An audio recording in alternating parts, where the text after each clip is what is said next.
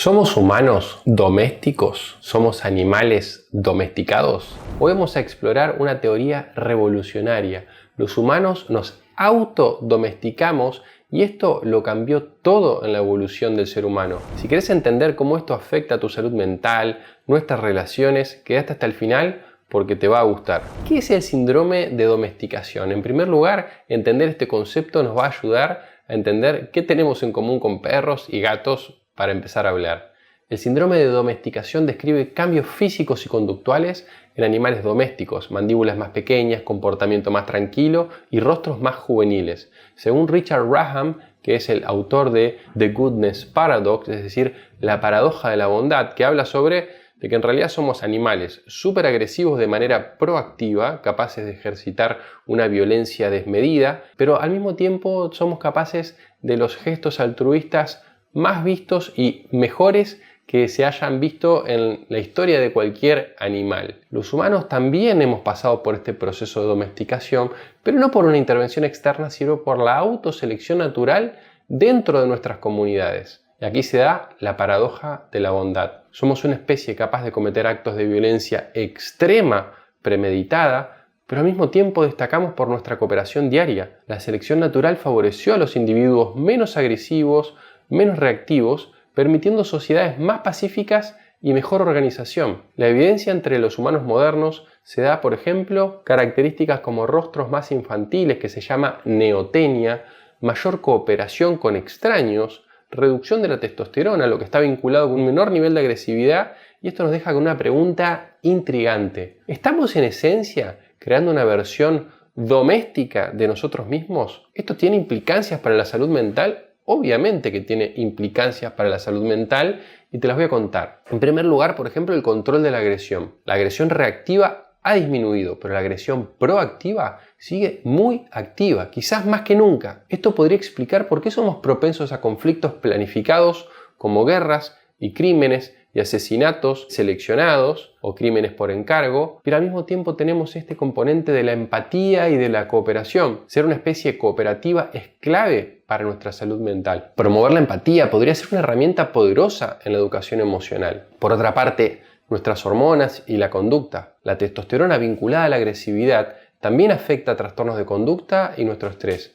Podría guiar futuras intervenciones terapéuticas. Y por último, la sumisión en el contexto social, dado que muchas veces podemos ver que si bien la cooperación y la docilidad han sido claves para la supervivencia de nuestra especie, también presentan riesgos, pero para cada individuo. Yo veo constantemente en mi consulta cotidiana tiene que ver con la falta de agresividad, falta de defenderse ante ataques sobre todo verbales, dificultad para establecer una opinión firme, conservar una estabilidad emocional a la hora de hablar de temas complejos y ser excesivamente sumisos. La excesiva sumisión en situaciones sociales puede llevar a la autoanulación y a la incapacidad de defender nuestros propios intereses y nuestros propios derechos. Este fenómeno está relacionado con trastornos como la ansiedad social y la codependencia. Te voy a dar un dato bien disruptivo. Estudios sugieren que en sociedades altamente jerárquicas, los individuos más sumisos tienden a experimentar mayores niveles de estrés crónico debido a la falta de control percibido sobre sus vidas en la cotidianeidad. ¿Cómo podemos abordar este problema? En primer lugar, algo que se hace mucho en la clínica, sobre todo en las líneas más conductistas y cognitivistas, es este fomento de la asertividad, de la comunicación asertiva y el equilibrio entre cooperación y autodeterminación. Las terapias que promueven el fortalecimiento de la autoestima y la resolución de conflictos pueden ser altamente significativas y terapéuticas para lo que tiene que ver con las comunicaciones sociales. Aprender en individuos altamente sumisos a mejorar su autoestima mediante el establecimiento de sus deseos, de sus motivaciones y de sus voluntades, aprendiendo a negociarlas con otras personas de su entorno en relaciones que se pueden haber visto excesivamente desbalanceadas. Porque cuando una persona que es sumisa siente que no tiene control sobre su entorno, que pierde niveles de agencia, es decir, pierde esa capacidad o esa sensación de que mi opinión vale, la puedo plasmar en mi entorno inmediato y que el entorno inmediato va a tener una respuesta favorable a mis deseos y sobre todo también el respeto de mis límites. El concepto de neotenia también es psicológico. Nuestra capacidad de aprender y adaptarnos en la adultez es una ventaja evolutiva única.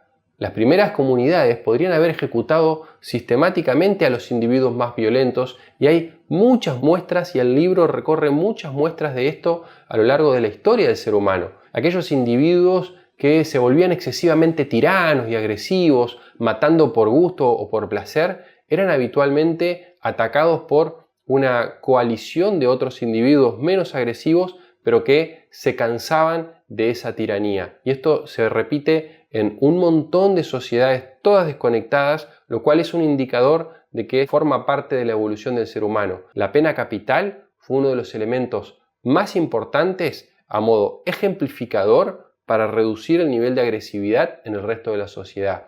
Y todo esto sentó las bases de la civilización moderna. Alguna guía para pasar a la acción puede tener que ver con esta reflexión sobre cómo manejas tu agresión reactiva y proactiva. Practica la empatía activa, escuchando y conectando con otros intencionalmente. Aprende algo nuevo cada día para potenciar esta capacidad de plasticidad psicológica que conservamos hasta avanzada nuestra vida, esta neotenia psicológica a la que podríamos dar cuenta. Identificar situaciones donde podrías estar siendo demasiado sumiso, complaciente y trabajar en ser más asertivo, expresar más tus deseos y plasmar tu identidad en el mundo también. Este proceso de autodomesticación no solo explica cómo llegamos hasta acá, sino también cómo podemos usar este conocimiento para construir un futuro más empático y cooperativo. Sin embargo, también debemos cuestionar cómo evitar los riesgos de una sumisión excesiva que limite nuestra autonomía. ¿Vos qué opinás de todo esto? ¿Te resuena este concepto de la domesticación humana o de la autodomesticación humana? ¿Somos humanos domésticos? ¿Somos animales que nos hemos autodomesticado? ¿O hay algo más en nuestra evolución? Bueno, si te gustó este video, me sirve mucho que le des like, que te suscribas, que lo compartas si te fue de utilidad, porque para cultivar nuestra naturaleza humana, como siempre digo, es muy importante conocernos en profundidad. Conócete a ti mismo, como decía el oráculo de Delfo. Así que bueno, espero que esta reflexión, este breve recorrido por este maravilloso libro, genere un aporte sobre nuestra naturaleza humana en términos de nuestra agresividad y la paradoja de la bondad. Seres ultra violentos de manera premeditada, seres muy bondadosos y altruistas y cooperativos. Así que un buen balance y vamos para adelante a cultivar esa naturaleza humana con plenitud. Nos vemos en el próximo video.